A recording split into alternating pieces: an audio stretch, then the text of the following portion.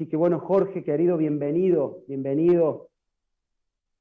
Bueno, buenos días a todas y a todos, el grupo que está haciendo posible todo esto y, y a toda la gente que está interesada, que hay muchos que son muy amigos de la construcción natural, de la ecología, en fin. Y para mí realmente es un milagro todo esto que está pasando, porque cuando empecé hace muchos años, más de 20, con estos temas, eh, los más allegados me conocían como el loco del barro nomás. Y yo no creí que iba a poder ver lo que está sucediendo en estos momentos. Así que es un honor para mí, una alegría, una satisfacción el poder eh, compartir experiencias, vivencias dentro de lo que es la construcción con materiales naturales, porque esto tiene que ver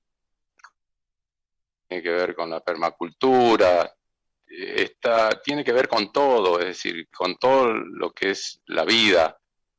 Y así que cuando vos quieras, Armando, podemos comenzar. Así que muchas gracias, muchas gracias a todos.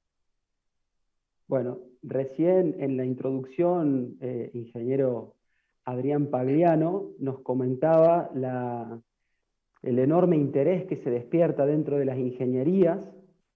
Este tipo de formación, este tipo de capacitación, hace ya tiempo que la academia, tanto universidades públicas y privadas, están poniendo el ojo en los biomateriales, eh, en el diseño bioclimático y por supuesto en la bioarquitectura.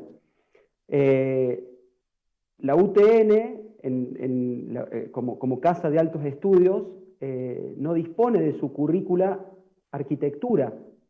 Entonces, también en todos estos tiempos y en todo este fenómeno surrealista que nos engloba a todos, a todes, qué interesante reflexionar de que una diplomatura de bioarquitectura se brinde en una universidad tan tecnológica. Y con el equipo y con todos nuestros docentes y conversando en esto, decíamos, qué bueno porque de alguna manera las ingenierías que vienen de las ciencias duras, vamos a elevar la vara en este compartir de información que tiene un respaldo altamente tecnológico y de rigor científico.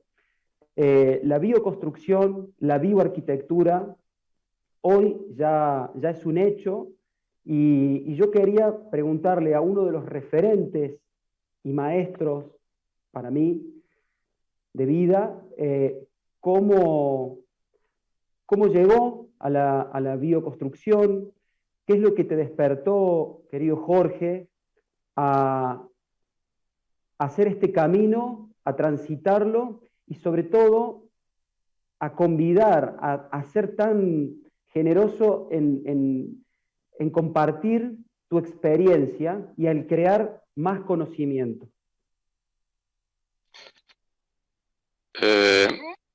Bueno, yo desde chico estuve en la construcción convencional porque antes de nacer mi papá era albañil y albañil de los buenos. Y así todo siempre siguió aprendiendo y también él me estuvo enseñando porque a mí me gustaba ir a la obra.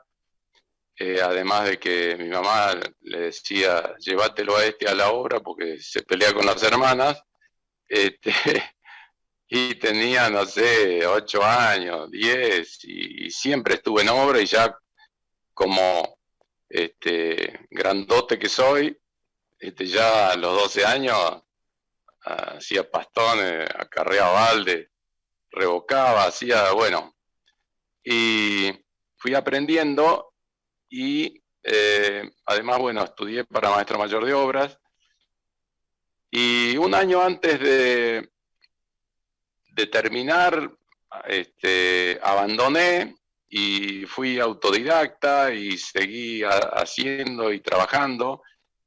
Y hace unos 37 años me vine a vivir a Bolsón para no trabajar nunca más en la construcción, porque estaba realmente, me fastidiaba mucho el renegar con la falta de cumplimiento de los corralones, de repente de los empleados que tenía, etcétera. Pero siempre mi papá me contaba cómo ellos construían en Europa, y me acuerdo que en una ocasión le pregunté a un arquitecto que nos daba dibujo técnico, y ¿por qué no veíamos nada sobre la construcción con materiales, es decir, con tierra, con madera, fibra, paja, qué sé yo, con bambú, bueno, y él me contestó, mirá, ¿por qué comprate la revista Vivienda? Vas a ver la cantidad de materiales modernos, que bla, bla, bla, todo eso. Y con el tiempo, bueno, me picó eso de investigar, de ver y eso, pero seguí trabajando en la construcción convencional porque no había ningún movimiento, no había nada sobre, nadie te pedía para hacer una construcción con tierra ni nada de eso. Además, lo que yo conocía era tierra y agua. Hoy en día tenemos una construcción natural moderna, digamos, que es el fruto de la investigación, de los viajes, de la comunicación, en fin. Y cuando estaba acá en Bolsón, que quería hacer cualquier otra cosa menos la construcción convencional, unos amigos me llevaron a Chile, me dijeron, mirá, te va a gustar, qué sé yo, fuimos ahí a lugares que investigaban en desarrollo sustentable y todas esas cosas.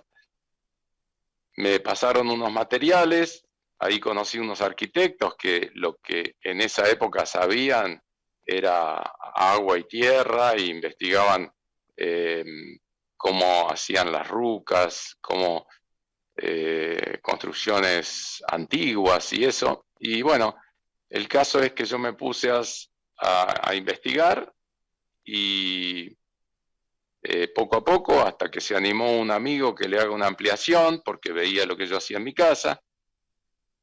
Y así me llamaban de un lado, del otro, comencé a hacer en otras provincias, talleres, alguna construcción acá en Bolsón, en los alrededores. Y después me llamaron también de Chile, de Brasil, de México, de qué sé yo, de tantos lugares en la Argentina, y en lugares que a veces la gente dice, no, pero ¿cómo? Y ahí no se puede construir. Bueno, nosotros, bueno, hice un taller ahí en Ushuaia también, con con muy baja temperatura y que se hace y se construye y se sigue construyendo en esos lugares. Y a veces uno dice, bueno, construcción natural es barro. No, es con cualquier material que exista en el lugar, en la zona de construcción. Y bueno, digamos que hablamos mucho de la tierra y construimos mucho con tierra, porque es lo que más abunda, lo que hay en muchos lugares. Donde hubo asentamientos humanos, hubo construcción natural. Es así, porque la historia de la construcción con materiales naturales, bueno, se comenzó desde que el ser humano está sobre la tierra y tenía que aprender a construir su refugio.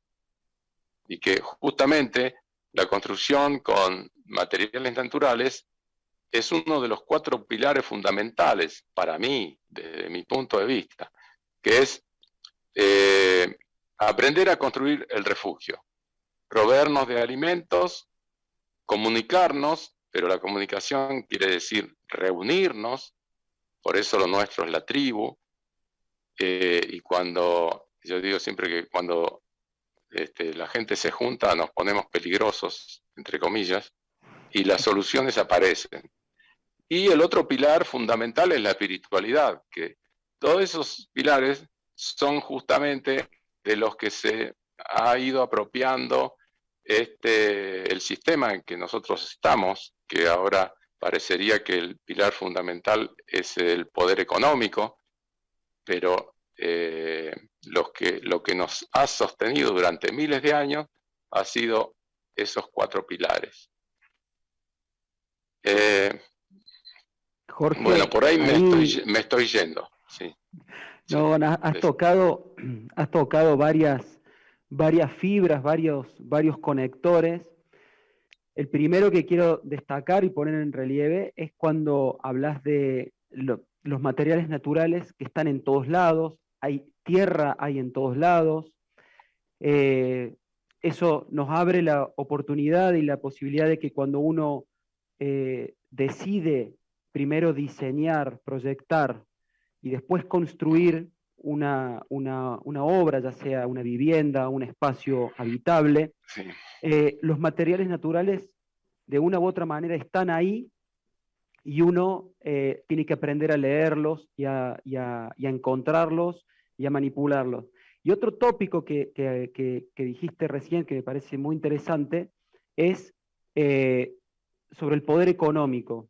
Y acá se cruzan 2 cuestiones muy, diría yo, fundamentales, porque hoy producir hierro, que es un material maravilloso, porque tiene un montón de propiedades, lo mismo que el hormigón, el cemento, son materiales que han permitido que como civilización tengamos, no sé, una evolución o un crecimiento exponencial. Y de una u otra manera, de cara al futuro, para producir la cantidad de materiales que necesitamos para seguir con este crecimiento voraz que tenemos como civilización, como especie, sabemos que no hay tanta energía, por ejemplo, gas para producir cemento, por ejemplo, la cantidad de electricidad que se necesita para fabricar todos los materiales en los cuales la academia y todos los organismos de construcción requieren.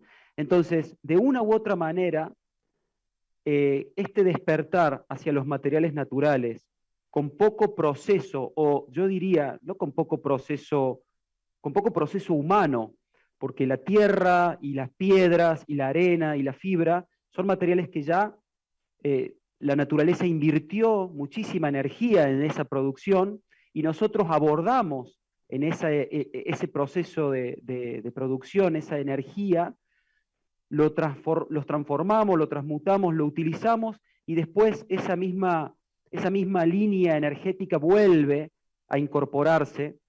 Entonces a mí me gustaría que vos con tus palabras y con tu claridad nos puedas compartir ese pensamiento sobre la energía y sobre cómo los materiales vienen al mundo y cómo se irán de él. Sí, justamente uno de los fundamentos de la construcción natural es que cuando esa construcción deje de usarse, se incorpore nuevamente a la naturaleza y que no deje un montón de escombros. Sí, hay, digamos, nosotros estamos metidos en un sistema que poco tiene que ver con el ritmo de la naturaleza. Por eso las grandes ciudades, para mi forma de ver, son totalmente antinatura. Y si uno sobrevuela, por ejemplo, la Patagonia, que para eso hace falta varios días en una avioneta, hay una cantidad enorme. Yo te digo en la Patagonia, pero sé que en muchos lugares hay mucha tierra sin utilizar en absoluto, pero la tendencia, no sé, la publicidad, un montón de otras cosas hacen que nos amontonemos en un lugar y entonces nadie hace publicidad para que se utilice la tierra, pero sí de los materiales industrializados. Y eso es principalmente lo que más contamina. Por eso la construcción convencional contamina por lo menos el 40% de toda la contaminación, no solamente en la extracción de los materiales, sino también en la industrialización, que todos esos materiales hay que calentarlos, se utilizan combustibles que no son renovables y además se produce una temperatura que va al medio ambiente también. Y además el transporte, hay que transportar porque en general se industrializan en centros puntuales y de ahí se distribuyen para todo el país. Y en el transporte, bueno, la fabricación de acero para los medios de transporte. Y además contamina a la gente que está construyendo y también a los edificios. Los edificios contaminan a las personas que viven ahí en esos edificios. Y bueno, eso en definitiva es negativo totalmente para las próximas generaciones y aún para las que están habitando esos edificios. Y bueno, por eso es que nosotros vemos la construcción con materiales naturales mucho más saludable, más amigables con la naturaleza del lugar. En fin, podemos hablar mucho del tema, ¿no?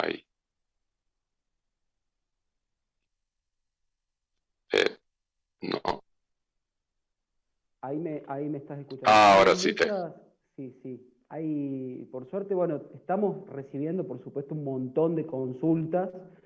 Hay muchas repreguntas, pero acá hay una pregunta interesante que habla de cómo, si ya la construcción convencional existe una obra de arquitectura, una vivienda, si es posible ampliarla con materiales naturales. Bueno, sí, por supuesto que sí, eso no hay ningún inconveniente. Es decir, se puede, digamos, hemos revocado, por ejemplo, esas casas premoldeadas de cemento y sin ningún inconveniente, es decir, el barro se pega hasta sobre el vidrio, así que no hay ningún problema.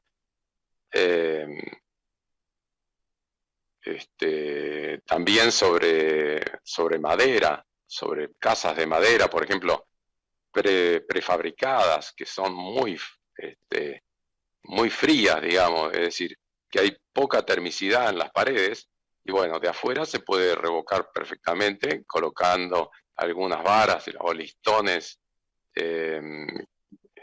digamos, clavadas a esa madera, y entonces el barro se puede agarrar perfectamente. No se agarra, digamos, sobre la madera lisa, digamos, pero sí al colocar cañas o varas de madera, de árboles, como son redondas, entonces el barro se agarra de esas varas y no hay ningún inconveniente. Y el espesor de barro, no sé, puede ser de 2 centímetros o puede ser de 20 centímetros. Lo único que hay que hacer es hacerle al lado de la pared, del lado de afuera, una especie de cimiento para que ese espesor de barro asiente sobre ese cimiento. Mirá, Jorge, acá también siguen llegando las consultas. Yo voy tratando de hilvanar varias que tienen como puntos en común. Recién hablabas de la construcción de madera y acá Sí. están llegando varias consultas que hablan de la cuestión de normativa. Yo quiero ponerte un marco, hacer una pequeña Sí. introducción para darte la palabra con respecto a esto. Nosotros, a partir del año 2016, en Argentina, se legisló y está aprobada la construcción con trama, o sea, la construcción en madera con trama, que es el equivalente a lo que sería el wood frame o el balloon frame comercialmente conocido. Desde el año 2016, el CIRSOC y el 601 aprueba y verifica la construcción de madera de trama como construcción tradicional. Por lo cual eso abre la puerta a que en todo el territorio nacional, siempre que haya un arquitecto, un ingeniero, un maestro mayor de obra habilitado, no tendría ningún inconveniente para construir con tierra o construir con materiales naturales.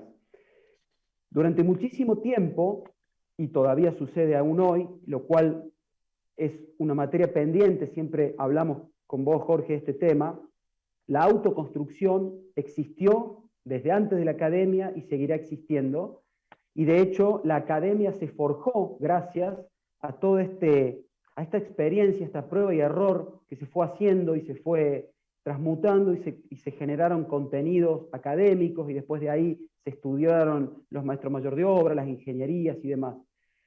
Pero hay que trabajar en sanear el vínculo entre los autoconstructores que después devienen y se empoderan en un know-how, en un saber hacer, y se transforman en constructores. Y qué interesante que sería la posibilidad de que esos autoconstructores que después se transforman en constructores ya por ahí profesionales, saben manejar herramientas, no dejen de trabajar con los que vienen de la academia, que son los arquitectos, los ingenieros, los proyectistas, porque en definitiva las construcciones tienen que tener solidez, tienen que ser sismo resistentes, tienen que estar aprobadas, y esta cuestión siempre es como muy raro que durante tanto tiempo se diga, bueno, ¿se puede o no se puede construir con tierra? ¿Me permiten o no me permiten? En realidad hay que hermanarse de nuevo, hay que tratar de juntarse, de trabajar en sinergia, pero en toda la Argentina, como decía recién, desde el 2016 es posible construir con tierra y hay que retomar este vínculo entre el profesional y el que mueve las manos en obra. Sí, sí. Mira, bueno, en principio, bueno, vos nombraste varias cosas, no sé si entramado, no sé qué, o no sé, dijiste unos números, unas letras ahí, que ya la verdad que yo no entendí nada, pero no, disculpen mi ignorancia de esas cosas. Pero yo lo que... Perdón, Jorge, sí, dale. lo que dije fue la ordenanza CIRSOC 601, que es la que Ajá. legisla la sismoresistencia en todo el territorio nacional, que es algo muy importante porque es la que permite aprobar todo tipo de construcción con tierra, ya sea con quincha, Sí. con adobe, con toda la construcción Ujú. natural en todo el territorio. Está bien, está bien. Bueno, fenómeno. ¿Sabés que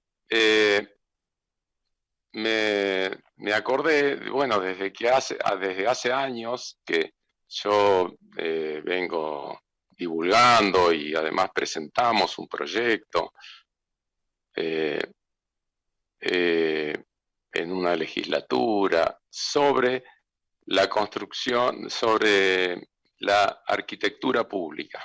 Yo creo que alguna vez te lo había comentado. Eh, Así como existe la salud pública y la construcción, a mí me parece que es tan importante como la salud,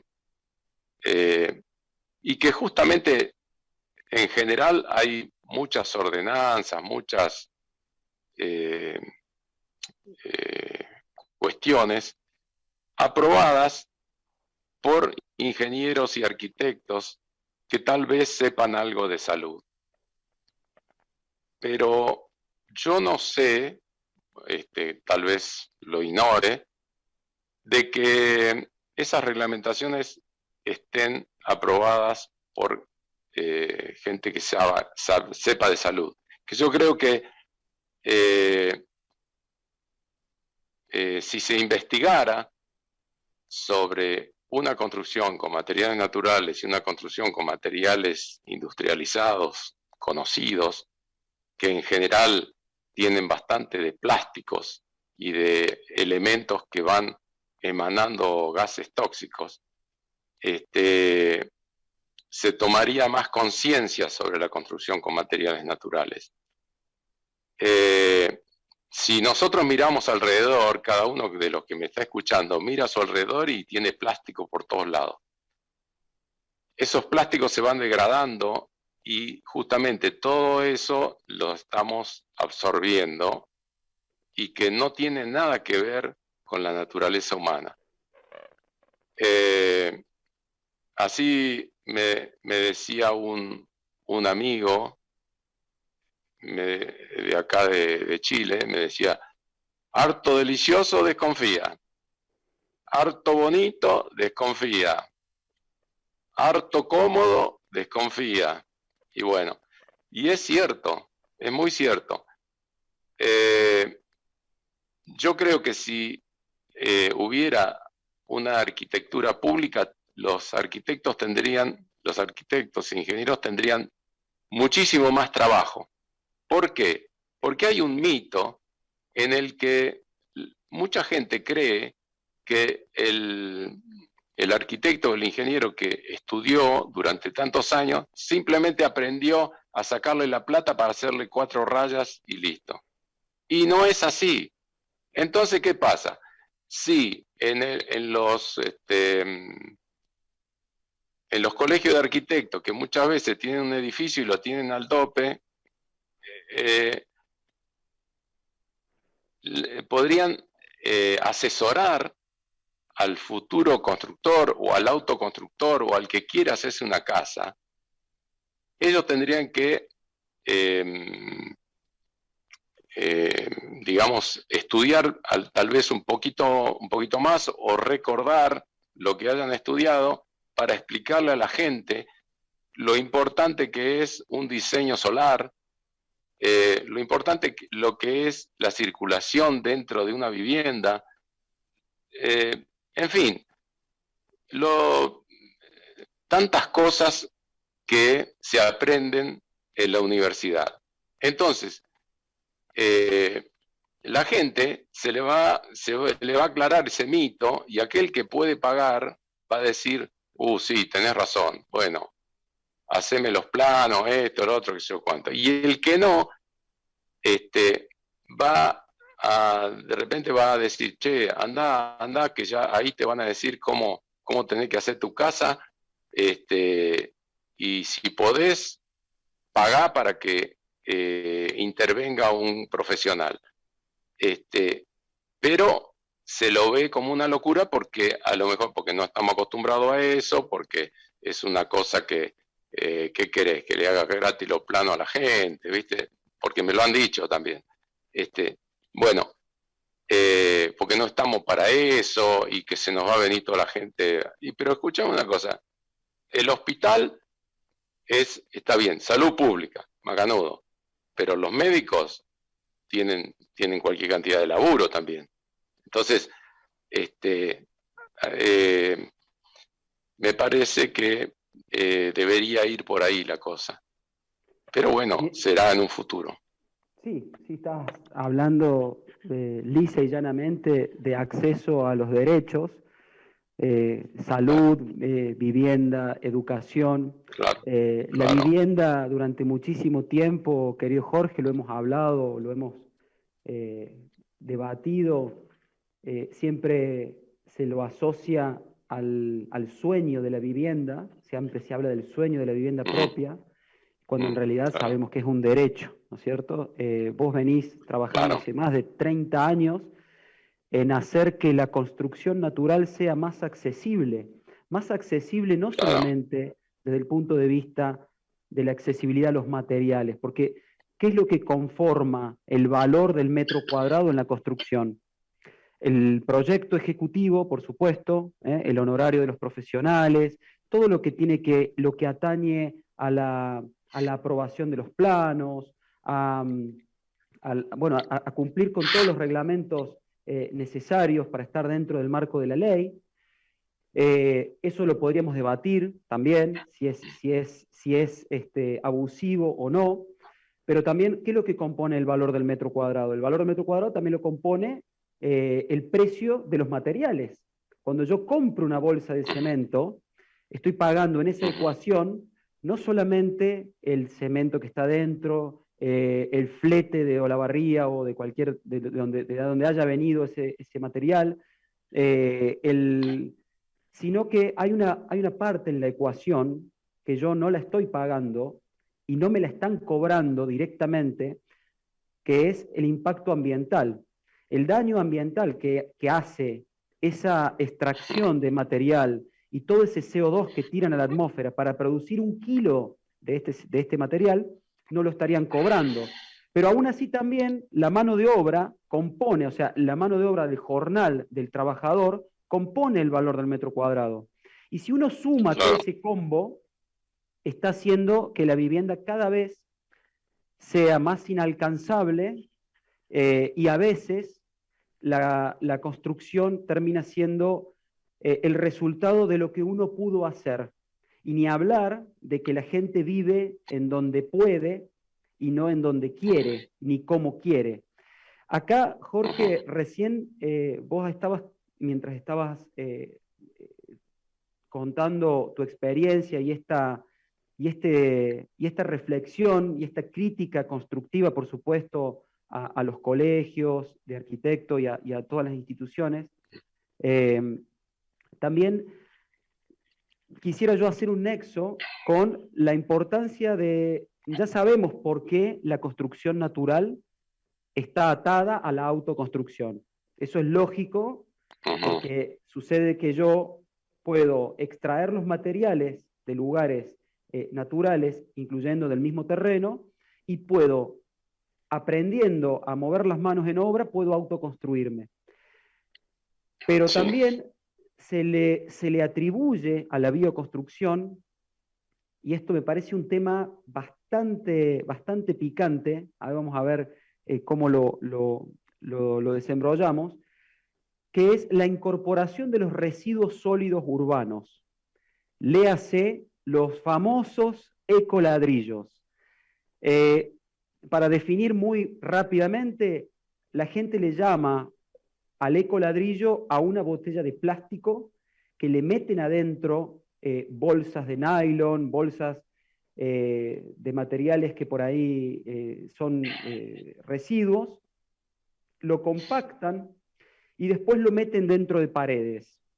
Ese es un concepto de ecoladrillos. Después hay otros que también agarran y promueven que el ladrillo, que el PET, poliestireno extruido o poliestireno de las gaseosas y de las bebidas, se lo muela, se lo pasa por un proceso industrial, se lo muele, se lo mezcla con cemento y se constituye otro ecoladrillo que le llaman, unos 350 gramos de cemento por cada unidad.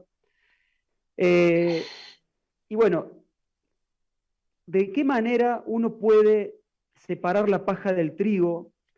Y por supuesto que uno prefiere, y yo sé personalmente lo que vos opinás de esto, pero uno prefiere que estos materiales, en vez de estar flotando en el río y contaminando, se haga algo útil con ello. Pero en realidad los poderosos que lo producen para generarse ganancias extraordinarias, se deberían hacer cargo de este subproducto o este residuo sólido urbano que tanto polémica genera, Jorge. Bien, sí, hay muchas cosas que uno quisiera que se acomoden en nuestro querido sistema. Lo primero que hay que hacer es no usar, por supuesto. Sería un sueño que hicieran campañas publicitarias para que la gente no se siga envenenando, porque los contenidos de esos envases son veneno. Pero es tan rico, ¿viste? Sí, no, y claro, y entonces volvemos a lo que dijo mi amigo, harto delicioso desconfía. Y bueno, sí, hay una cantidad de cosas que incluso uno va a un supermercado y tenés envases de plástico de todo tipo. Entonces, el sistema se disfraza. Y muchos de los que dicen y publicitan el reciclado, nunca dicen no use, no use, hágale el vacío a todo esto. No, entonces se sigue, total, tomamos lo que tiene adentro y lo reciclamos, somos unos santos de aquellos. Resulta que esos que le llaman eco ladrillo, porque ahora le dicen eco a cualquier cosa, ¿sí? Como la construcción natural tiene miles de años, y bueno, ahora es bio, es eco, es no sé cuántas cosas más, pero en realidad la construcción venenosa o contaminante es, no sé, relativamente nueva. Y bueno, ese eco ladrillo o botellas apiladas dentro de una pared de quincha, por ejemplo, o levantando pared con latas de cerveza o algo parecido,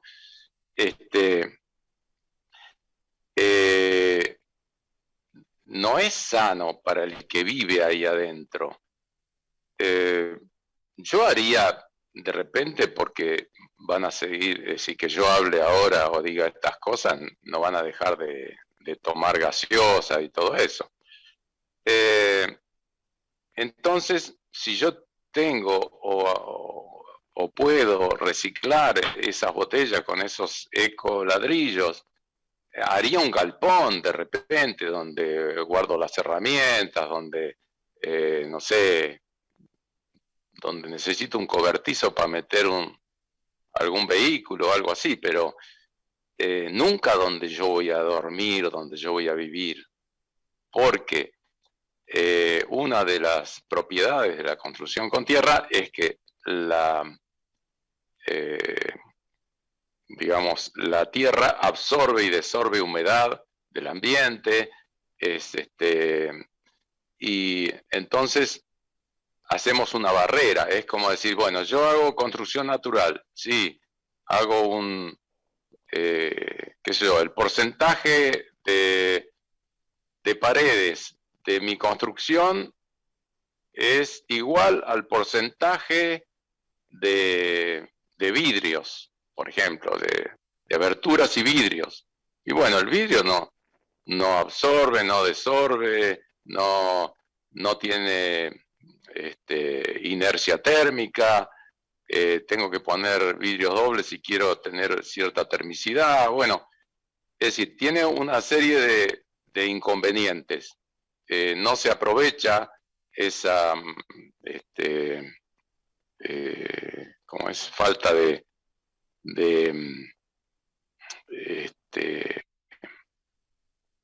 bueno, se me piantó la palabra, pero bueno, es decir, la tierra que vuela se tendría que asentar más si no hubiera tanto vidrio, por ejemplo. Y bueno, si nosotros dentro de la pared ponemos cosas que no, digamos que es una barrera con el exterior, no es bueno. Y entonces poner esas cosas de plástico donde yo voy a descansar, donde yo voy a dormir, no, o donde voy a estar mucho tiempo, que en realidad en toda la casa, ¿no?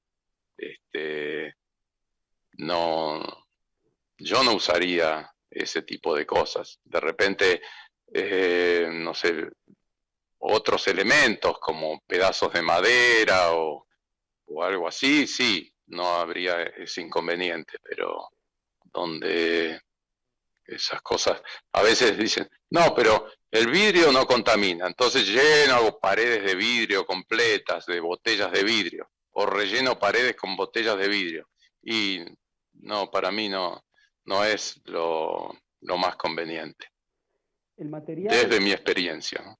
exacto. No, y decía recién separar la paja del trigo, haciendo alusión a la necesidad, porque hay un montón de proyectos y de acciones sociales que existen, Jorge, Sí, lo hemos charlado, donde hay cooperativas que antes, cartoneros, gente que están sí, trabajando, están dignificando su oficio de hacerse cargo de un montón de residuos sólidos que sí, sí. lo procesan, lo llevan a un lugar. Y yo creo que desde el punto de vista social y desde el punto de vista de una economía que era informal y se la transforma en economía formal. El otro día, hace poquito, estábamos leyendo en varios diarios de que se está tratando de la ley de envases. Después, si quieren, googleenla, pero la ley de envases habla de que hay un porcentaje de las corporaciones, como las que producen esta enorme cantidad de envases, tienen que destinar un porcentaje de sus ganancias, que son extraordinarias, a, a solventar este tipo de organizaciones que se ocupan de la recolección de estos materiales y los procesan. Es interesante no perder de vista, como decías vos recién, Jorge, de que la construcción natural justamente utiliza materiales naturales que no fueron procesados industrialmente de manera contaminante. Entonces, el yo incorporar residuos sólidos urbanos a mis paredes no está del todo bien, tampoco estaría del todo mal, dependiendo el por qué y el para qué. Y sobre todo, me parece a mí también, sin contradecirte, de que también los materiales que están incorporados en un muro tienen que, gracias al diseño tecnológico, tienen que poder volver a su circuito de reciclaje. Hay un libro muy interesante que una vez nos compartías sobre Basura Cero, se llama, de Paul Conet, lo vamos a recomendar después para que lo lean, y habla siempre de estas, las 3 R's, ¿no es cierto?, de reducir, reciclar, y la otra, ¿cuál era? Reciclar, reducir y reutilizar. Y él habla de una 4ª R que habla justamente de rediseñar. Por acá en el chat ponen restringir. ¿Por qué no? Podría ser una 5ª R. Restringir y rediseñar. ¿Rediseñar qué? Rediseñar los envases. Rediseñar los envases para que, si bien sean reutilizables, porque te dicen reutilizar, pero en esa reutilización está directamente relacionado con la capacidad de creación y con el pensamiento abstracto que tiene cada usuario. Y después aparecen tutoriales en YouTube y aparecen como que uno debería ser responsable de ser creativo para reutilizar materiales que vinieron al mundo y no los pueden desactivar. Tratando de volver al tema que nos atañe, que es la bioconstrucción, a mí me parece interesante, Jorge, que también volvamos a la cuestión de cómo hermanar, de qué manera te parece a vos que se tiene que poder, cuáles serían los mecanismos para que los constructores que utilizan a veces una pared de pisa tapial o una tapia o utilizan una técnica que no es muy conveniente en la orientación que tiene, la importancia del diseño bioclimático, porque recién hablabas vos cargabas contra el vidrio obviamente de botella, pero ¿qué importancia tiene el diseño bioclimático, el colocar un aventanamiento correctamente para poder ganar energía, rayos de onda corta que se transformen en onda larga, y esta onda larga no pasa por el vidrio, sino que se queda almacenado en el barro, y con principios bastante básicos, ¿cómo te parece que se puede lograr esta conjunción entre el diseño bioclimático hecho por profesionales y después materializados a través de la construcción natural?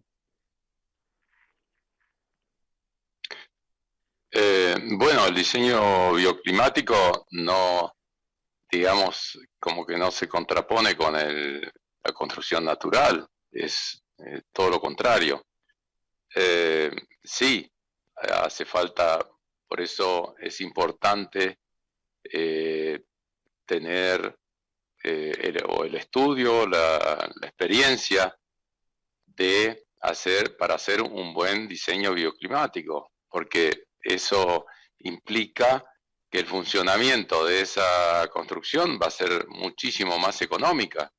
Es decir, no va a haber que gastar tanto dinero en calefacción ni tampoco en refrigeración.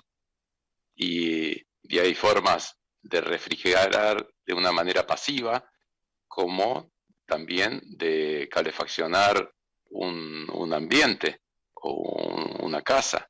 Incluso sabemos que los rayos solares son el mejor desinfectante.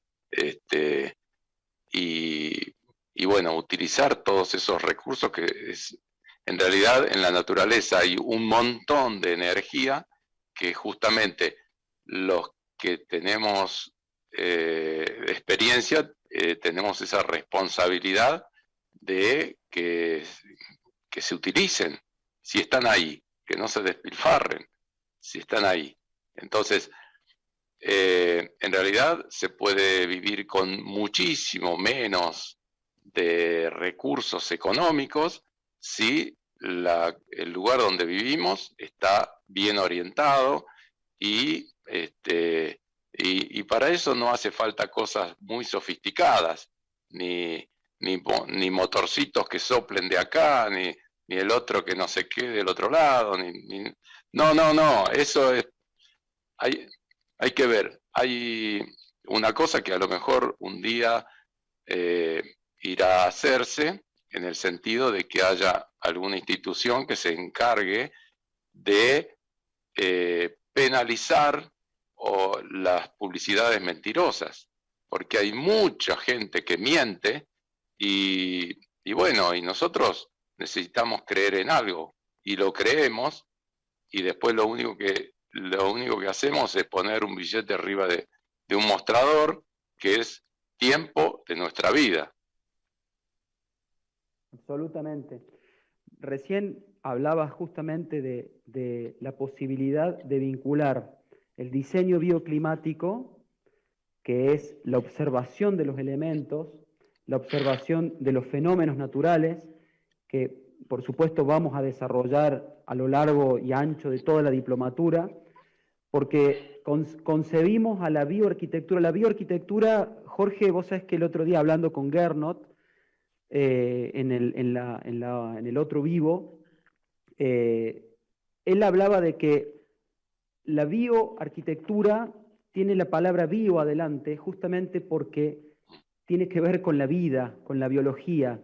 Y la bioarquitectura hoy necesita esa palabra, bioarquitectura, para que se la diferencie de, de los procesos industriales y de una arquitectura que es funcional, a veces de manera inocente y a veces direccionada sobre una industria contaminante y extractiva. Entonces, hoy, para disociarnos o para separar de que nuestro hacer profesional y nuestra militancia desde el corazón por hacer una arquitectura que esté relacionada con la vida y con el cuidado de la vida Sí, no sí. solamente de nosotros, sino del planeta, es interesante de que por lo pronto hoy necesitamos el mote o la palabra bioarquitectura. Pero en un futuro la arquitectura volverá a ser la arquitectura, los materiales naturales van a ser lo general, va a ser lo más convencional como lo fue antes, por la sencilla razón de que el colapso energético que está sucediendo, y esto sin ánimo de ponernos catastróficos en un escenario futuro, la realidad es esa. La realidad es que hoy el colapso energético es, por más que lo quieran enmascarar, es algo que está sucediendo y viene apilándose de varios años. Te decía que la diplomatura en bioarquitectura toma todo lo que hace al diseño bioclimático en todo su desarrollo, por supuesto que con estudios modernos y con estudios comprobados científicamente, y apela a que a esos proyectos se materialicen con materiales naturales o con materiales que tengan un bajo coeficiente de CO2 a la atmósfera.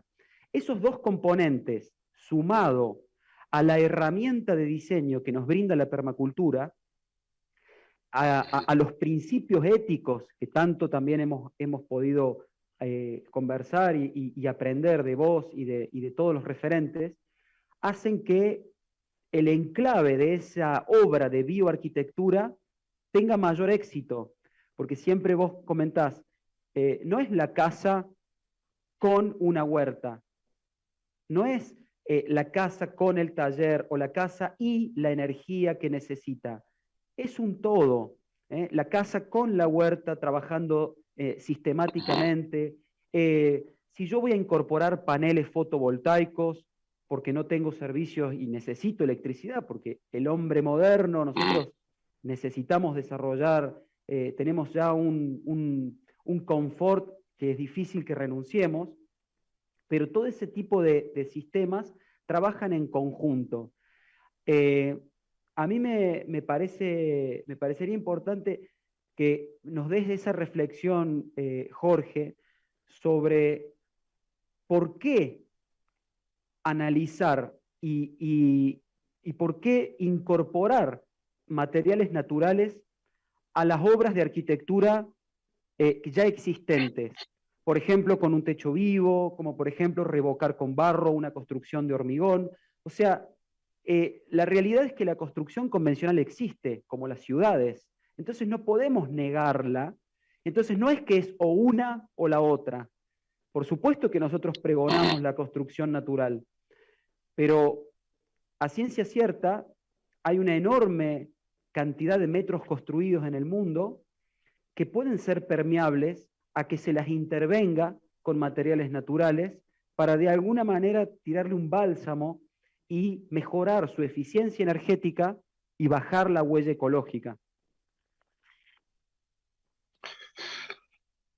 Bueno, no sé, yo no hago futurología, ¿viste? Pero uno, digamos, tiene su pila de años, ¿viste? Yo ya estoy transitando por mis primeros 72, así que imagínate y siempre en la construcción. Yo hace ya 36 años que me vine de Santa Teresita para acá, para el Bolsón, porque vi que eso se transformaba en imposible vivir sano. Así que imagínate qué puedo pensar yo de las grandes ciudades. Y además vemos en las grandes ciudades que cada vez se inundan más, se corta la luz y es una catástrofe, viene una pandemia y se arma un lío terrible. Entonces es muy difícil para mí tirar un bálsamo a las grandes ciudades. Yo el bálsamo que le tiraría es decirle, váyanse de ahí lo antes que puedan. Ahí tengo amigos en Santa Teresita, por ejemplo, que no es una gran ciudad, pero el mar está avanzando y ya no tienen médanos, no tienen playa. Y la Napa está ahí arriba. Y bueno, pero sí, yo creo que hay lugares donde sí se puede incorporar. No se puede agarrar un edificio de estos llenos de vidrio, qué sé yo, de 30, 40 pisos y revocarlo con barro. No sé, no me parece coherente. Pero sí, hay lugares donde la gente tiene problemas en su calefacción, en su termicidad, porque es algo que incluso ahora sé que el ladrillo hueco no registra la mínima termicidad que tiene que tener. Y sin embargo se siguen usando. Y un tabique de hormigón no tiene nada de termicidad. Y en eso, en realidad, o por ejemplo, la aislación térmica de los pisos, debajo de los pisos, no se tiene en cuenta. De repente hacen publicidad de una membrana finita que ponen arriba del techo y eso no es suficiente termicidad para, principalmente en lugares como estos, que ahora afuera hay varios grados bajo cero.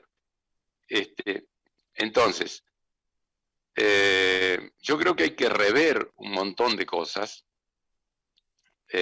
Yo acá en mi casa tengo 10 centímetros de acerrín debajo en el techo, por ejemplo, y hace 30 y pico de años que está y anda fenómeno.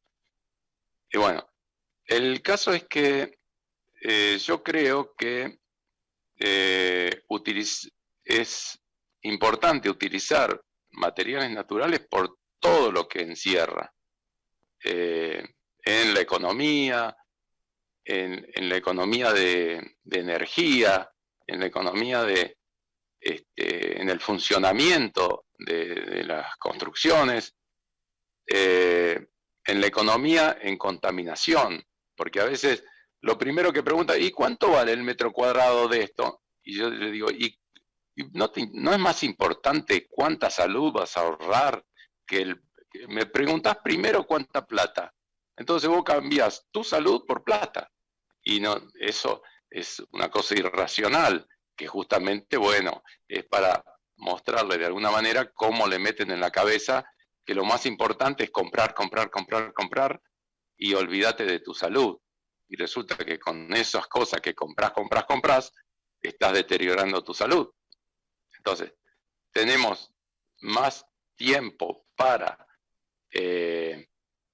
ese vicio de comprar cosas que no sirven para nada que para cuidar nuestra salud. Jorge, súper interesante la reflexión y acá, bueno, está explotando el chat con un montón de preguntas, algunas tienen que ver con técnicas de construcción, hacen preguntas específicas, pero bueno, tomando tu reflexión sobre esta cuestión del dinero, de tiempo, hay algo que también es muy controversial y es si la construcción, primero, asocian la sustentabilidad o la sostenibilidad primero solo a la eficiencia energética, o sea, solo a ahorrar el consumo o el derroche de Sí, energía.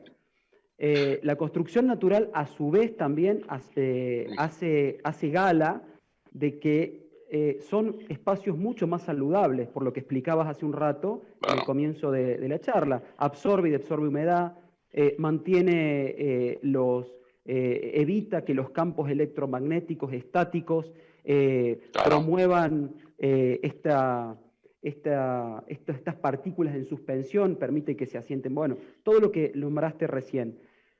Pero la construcción natural y la sostenibilidad en la construcción no puede y no debe ser más cara y más costosa. Al contrario, tiene que salir igual o menos. Ese Claro. siempre es tu relato y vos inmediatamente con tu libreta y con tu cuenta de almacenero empezás a mostrar y a demostrar, a cuantificar los valores. Ujú. Ya para ir finalizando esta hermosa charla, este hermoso conversatorio, ¿la sustentabilidad tiene que salir más cara, Jorge Belanco? Eh, sí, hay que ver a qué se le llama más caro. ¿Viste? Por supuesto que es mucho, mucho más económico. En primer lugar, bueno, porque tenés los materiales a mano, inventás un sótano, inventás una piscina y de ahí tenés un montón de material para construir. Aunque sea, no sé, un terreno más o menos arenoso. En fin, usamos como aglomerante, si usamos tierra, es la arcilla. Todas las tierras tienen algo de arcilla. Aún la arena tiene algo de arcilla. Entonces, eh, y bueno, justamente cuando yo voy a dar un taller a cualquier lugar que he ido,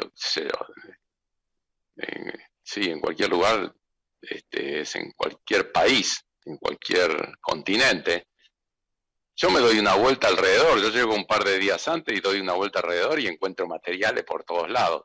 ¿Qué es lo que le sucede a la gente que después, ya vas a ver después que hagan la diplomatura, la gente que participe va a ver materiales para construir por todos lados?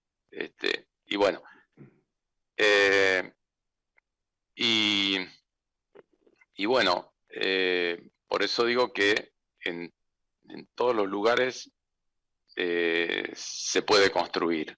Eh, Repetime la pregunta, porque quiero decir tantas cosas que...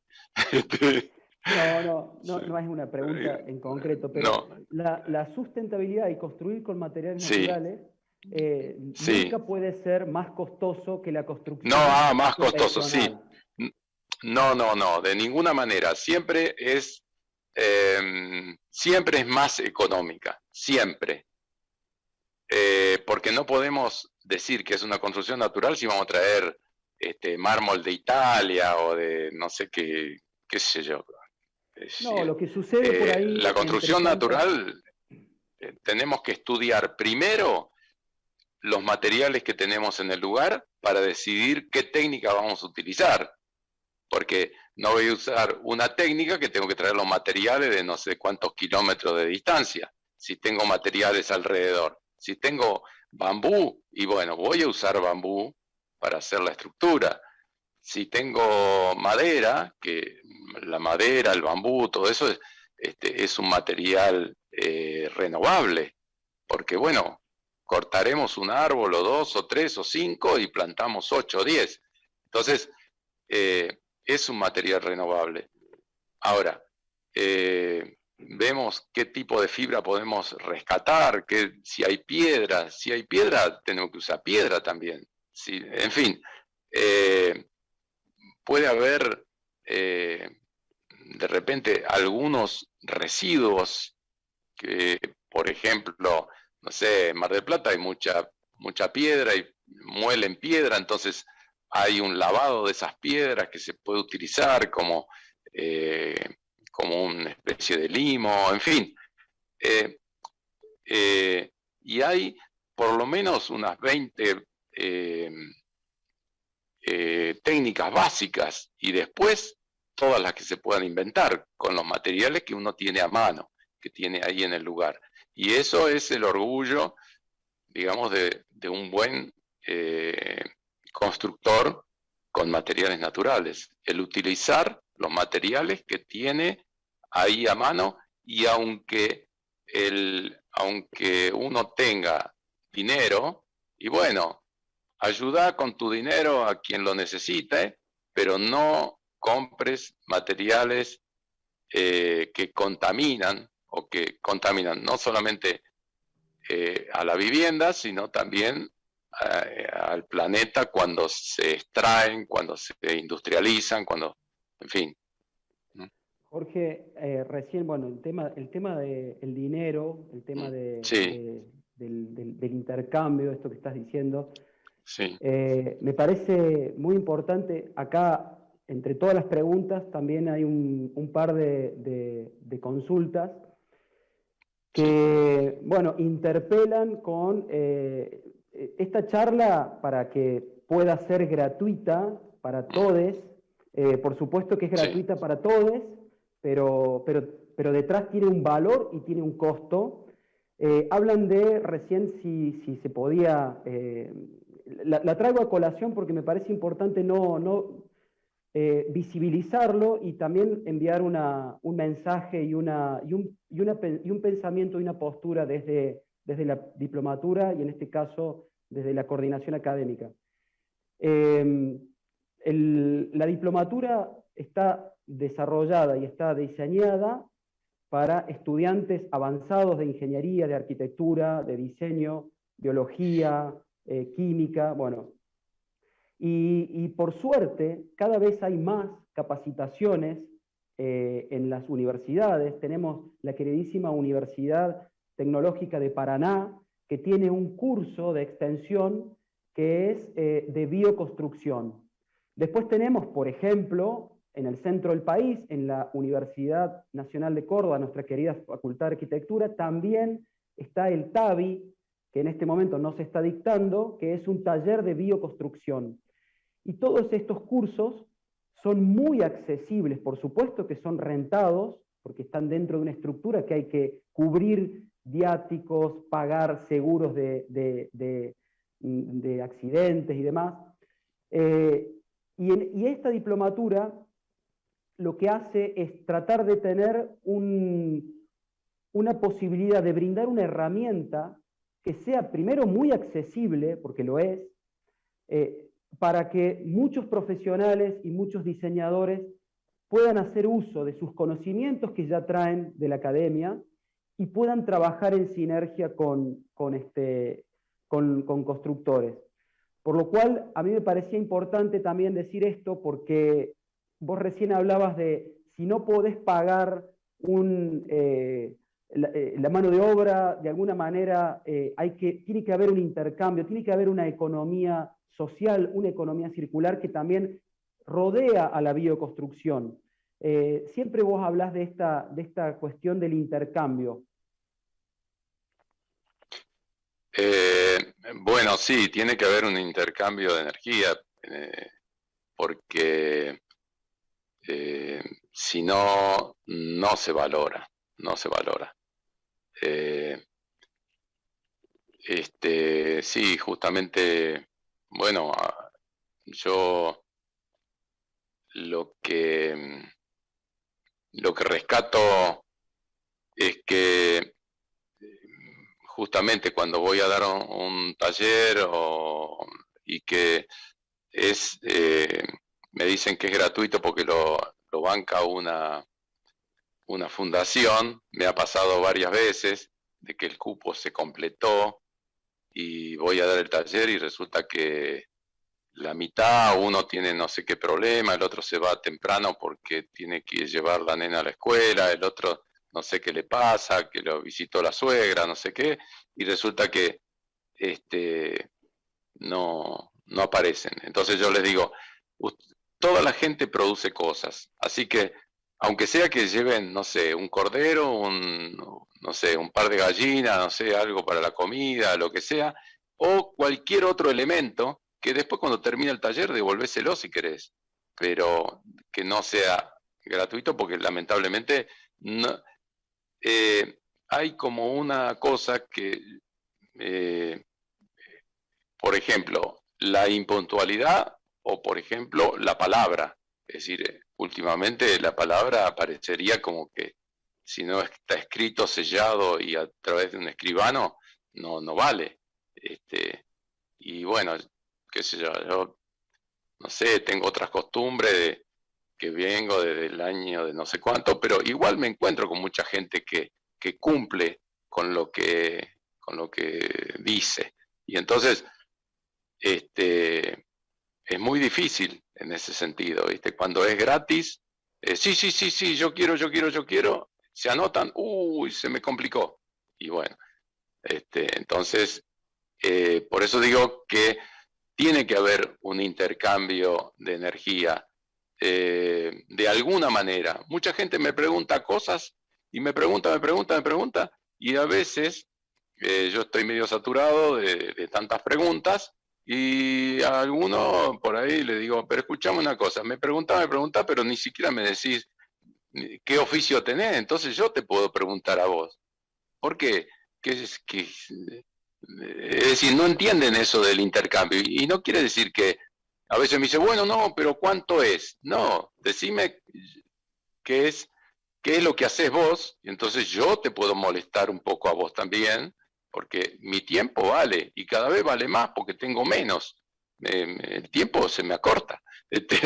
Entonces, pero es algo que no, parece que no sé, en general no se tiene conciencia del intercambio, digamos.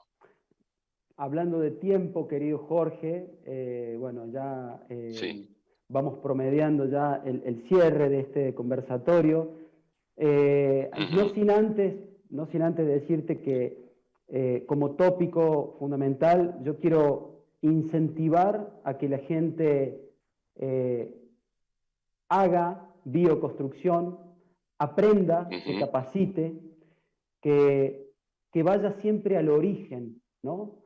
Al origen de Sí, las sí. cosas, que indague en los referentes, como vos, como tantos referentes que por suerte cada vez son Hay más más, sí. dentro Sí. de toda, a lo largo y a lo ancho de Argentina y del continente. Eh, Interpelar, está perfecto que uno interpele, que haya opiniones disonantes. Sí, sí. Eh, También sacar el velo del cuco de que, ay, a mí me gustaría hacer bioconstrucción, pero en mi localidad no se permite la construcción con tierra. No es Sí, sí. real, ¿eh? Queremos transmitir No, acá no, con no. el maestro Jorge de que tenemos una ordenanza CIRSOC 601, después te paso el dato, Jorge, en Sí. donde cualquier profesional habilitado puede firmar un plano en donde la estructura sismo resistente está avalada, si se utiliza justamente el Ujú. CIRSOC 601, lo cual habilita la construcción con quincha en todos lados. Y Ujú. también, por último, quería decirte, vos ya lo sabés, pero lo quiero compartir, poner en relieve en este Sí. vivo, de que el INTI, el Instituto Nacional de Tecnología Industrial, dentro del Departamento de Proyectos Especiales, eh, ha abierto la puerta a un montón de bioconstructores, a un montón de arquitectos que hacen bioarquitectura.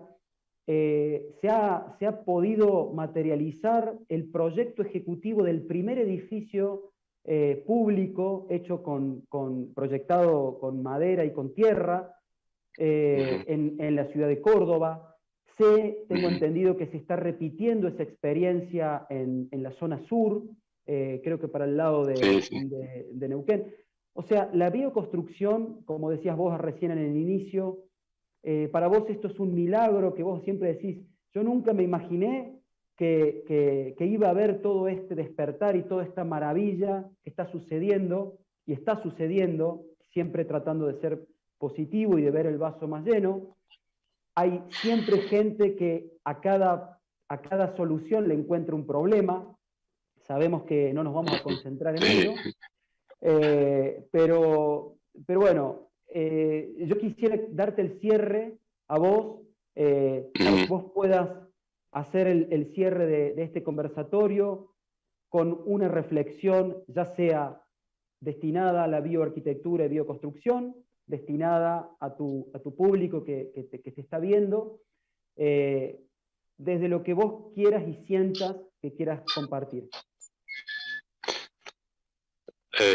Sí, en primer lugar agradecerte a vos y a todo el equipo que hizo posible todo esto. Y bueno, quería saludar a toda la gente y que estuvo escuchando todo esto, pero quería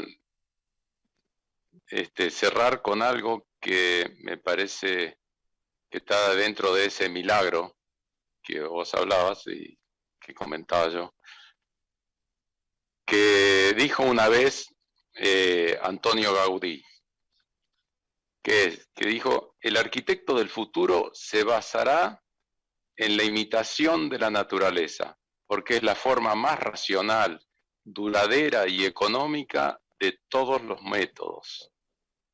Y eso es muy cierto, es así, hoy es así.